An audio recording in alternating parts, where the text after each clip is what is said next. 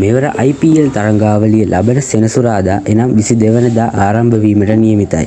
18 වන වතාවටත් පවත්වනු ලබන මෙවර IPL තරඟාවලිය මැයි මාසයේ 25 වනදා දක්වා පැවැත්වීමටයි නියමිතව ඇත්තේ. මාර්තු මාස 22 වනදා සිට ආරම්භ වීමට නියමිත IPL තරඟාවලිය මෙවර කණ්ඩායම් 10ක් ක්‍රීඩා කිරීමට නියමිතව තිබෙන අතර සමස්ත තරඟාවලිය පුරාවට ක්‍රීඩා කරනු ලබන මුළු තරඟ සංඛ්‍යාව 74ක් ලෙස වාර්තා වෙනවා. IPL තරඟාවලියේ අවසන් මහා තරඟය මැයි මාසයේ 25 වනදා ඊඩන් ගාඩ් ක්‍රීඩාංගණයේදී පැවැත්වීමටයි සූදානම් කර ඇත්තේ.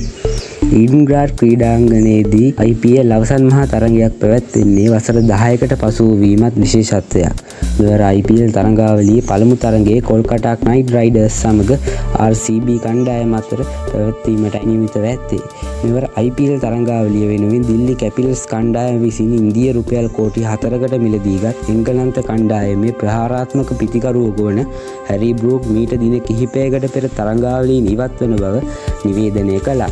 සිය මිත්තණියගේ අභාවය හේතුවෙන් ශෝකයට පත් සිය පවුල සමගින් රැඳී සිටීමට තීරණය කිරීම හේතුවෙන් මෙවර IPL තරඟාවලියට තමන් ක්‍රීඩා නොකරන බව හැරි බෲක් තීරණය කළා. අඛණ්ඩව තරඟාවලියන් දෙකකදී ක්‍රීඩා නොකර ඉවත්ව යාම හේතුවෙන් හැරි බෲක් හට 2027 වර්ෂය වන තෙක් තරඟ තහනමක් පැවැත්වීමට ඉන්දියා ක්‍රිකට් පාලක මණ්ඩලය විසින් තීරණය කළ බවයි සඳහන් වන්නේ. ඒ අතරේ හැරි බෲක්ගේ ඉවත්ව යාම හේතුවෙන් දිල්ලි කණ්ඩායම සමගින් ශ්‍රී ලංකා කණ්ඩායමේ හිටපු නායක දසුන් චානකද එක් වී සිටිනවා.